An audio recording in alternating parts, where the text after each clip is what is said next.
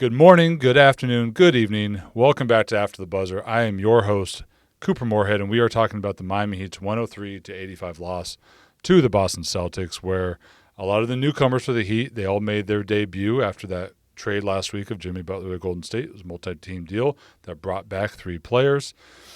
And we will also talk about that. We'll talk about a little bit about Miami's offense and sort of the state of the offense and where things are. There's a lot of moving pieces with an offense that was already a work in progress.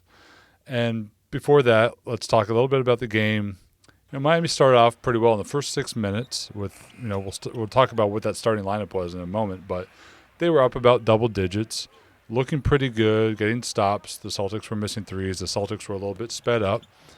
And then, the Celtics did with the thing they do. They ran off an 18-0 run, bridging the gap between the first and the second quarter. Kind of took control of the game from there. Miami stayed attached for a bit. Then Jason Tatum, after a slow start, made a couple threes early in the third, and then he just started getting downhill for a team that really wasn't getting downhill to the rim very often. And then Jason Tatum all of a sudden was doing it with regularity as he scored 20 in the third. Bam Adebayo and Derek White each sort of canceled each other out with a end of quarter buzzer-beating three. At the end of the second quarter for Bam, at the end of the third quarter for Derek White, and once Tatum made that run in the third and Boston was making just enough threes to stay ahead, but by the end of the game, both teams had kind of gone to their benches. One of those kind of nights, as we talked about for a little bit before, with Miami shooting 11 of 45 from three, no Tyler Hero tonight, no Jaime Jaquez Jr. tonight. Granted, there was no Jaylen Brown or Drew Holiday for Boston. That was really the game. Even with Boston shooting, just 32% from three, which is a number that you can pretty much beat them with, even though they shoot at volume, and only Tatum really getting to the rim until late in the game when Boston started getting some dunks off cuts and things like that after they kind of blown the game open. Miami struggled to finish a bit inside. Boston scored more from three, and they scored more in the paint, and that's just not really a formula for Miami to win against anybody, much less against the defending champions. So let's talk about the newcomers a little bit. Davion Mitchell, Andrew Wiggins, and Kyle Anderson.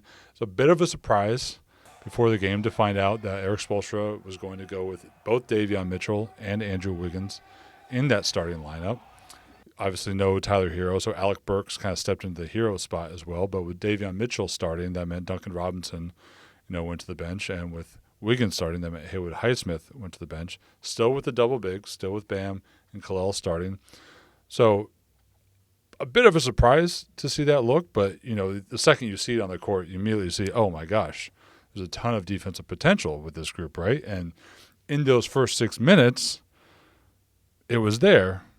Before that, I just want to note, though, that none of those guys particularly had good shooting nights because nobody on the Heat really had good shooting nights. They shot 33% from the floor overall. We are not going to hold anything against much of anybody. Really only Bam had a semi-decent offensive night for the most part. Those guys have had a whirlwind. They find out they're traded on Thursday. From Friday to Saturday, they're coming into town. Saturday night, they have the Heat Gala. First practice, Sunday morning, they have to do all their extra stuff. They have to get their photos taken, their headshots taken. They're doing stuff in the with video in the studio. So those guys had long days on Sunday, then another shoot-around this morning, then a game against the defending champs. This has been a long 4 days for those 3 players. So whatever their percentages were tonight, don't really care. Just throw it out the window. What was interesting was those first 6 minutes. You have Wiggins on Tatum. You have Bam and Khalil protecting the paint. You have Mitchell on the ball, chasing guys over screens. Wiggins is also really good at getting through screens. That's a sort of small defensive thing that ends up being huge across the course of the season, guys who can get through screens really well. And when it was 18-9, Miami, after those first 6 minutes, Boston was 3 of 14 from the field. A lot of those were threes. They're 1 of 10 from three, as they showed over the course of the rest of the game, as they show over the course of a season. They're not always just going to shoot 1 of 10 from three. There's only so much you can do to limit any team's threes, much less Boston, which almost always has 4 or 5 shooters on the floor at all times. But those early threes that they were taking were a little bit rushed, a little bit contested. They weren't quite the threes that Boston always wants to get because it felt like Miami had them sped up a little bit with their pressure and with the quality of defenders that they had on Boston guys who, and again, Boston didn't have all of their creators, but, one thing that you probably want to see happen more with that group, with any Miami group, but especially with quality defenders, 4 or 5 quality defenders on the floor, as there were, at spots in the first half, you're going to want to see Miami start to force turnovers a little bit more. That's been an area of slippage in a way of the past few months where Miami's turnovers have slipped, and this is a defense that wants to be aggressive. They want to force turnovers. They want to use turnovers. They want to get pick sixes. They want to use turnovers to feed their offense. That's how this defense is designed by Eric Spoelstra. It's designed to be disruptive. If they're not forcing turnovers, it's not exactly functioning as intended. They didn't give up a ton of paint points tonight to Boston, which was a good sign of things, but you're going to want to be able to force turnovers more going forward. Again, first night for everybody. We're not going to really judge them a ton on that. But, once that group kind of filtered out, once those first 6 minutes were up, that's when the defense started to see a little slippage. And I want to throw it to what Spo said after the game about that defensive start, the defensive potential you see with them, and then why things kind of, you saw slippage as the course of the game went on. What I felt like was our resolve and focus lost steam, when we started to get disjointed offensively, and that happens with teams. It happens with young teams. It happens with, some inexperienced teams. That's also a big thing that we'll overcome, to be able to function defensively, even if we've had 4 or 5 straight possessions where we missed shots or it didn't go the way we wanted it to. Well, we'll work on that and improve that, and hopefully, not go through those stretches where there's so many possessions in a row offensively that are not great. But we still have to be able to function on the other end. So you can see what this team can be defensively with that starting group. You slot Tyler in probably for Burks, but you still, if Spo sticks with them, you have Mitchell, Wiggins, Bam, Ware, all plus guys with their strengths defensively. You can see what it can be with that lineup. Holding Boston to a 114 offensive rating is below their average, and that's more than enough for the Heat to win. That's sort of in Miami's wheelhouse. But you also have to be able to be that level of defense for more than just 1 or 2 specific lamps, for more than just a 6-minute stretch here, another 6-minute stretch in the second half. You have to find, ways to be consistent throughout the game and throughout your rotation, because you're not always going to have all 4 of those guys on the floor. And then the other side of it is that even when they are on the floor together, you have to find the balance with the offense, and that was a bit of a problem tonight, was the offense, and we'll talk about that right now. So, look, playing Boston, they're not quite as dominant defensively as they have been, but they're still top 5. They've got a ton of great defensive personnel. They've got a really creative scheme, really creative coach in Joe Mazzulla, and they're always sort of willing to do both aggressive and unconventional things, a lot of the same ways that the Heat do. But Boston sort of takes it up to another level sometimes in terms of who they leave open from 3. But playing them feels like, playing a team that's in some ways mimicking playoff level defense, not just in terms of intensity, but in terms of their details, their scouting report. You might see Boston do in the regular season what you'll see other teams do in a playoff series. So it's a really good test to play them. It's sort of like turning up the difficulty level to Master Ninja, right? That's what playing Boston's defense is a little bit like. Tonight, Miami's offensive rating was 92.4, which was one of the 3rd lowest of the season. The only 2 lower were last game against Brooklyn, where they had not their best fourth quarter in the Heat season, and the other game before that with a lower offensive rating was the last time they played Boston in early December. So Boston does some things that makes them uncomfortable. Among those things we saw tonight was Boston played big a lot. They had Horford, Kristaps Porzingis, Luke Cornett. A lot of time, 2 of those guys on the floor at all times. We also have to give Jason Tatum credit. Tatum can oftentimes guard centers, and he deserves some credit for that. But they were big. They played a lot of size, and they always kept size around the rim. That's part of the issue that the Heat are working through, is the spacing when they're playing big, is one of Bam or Khalil always has to be spacing the floor in a lot of times, unless there's a lot of movement going on.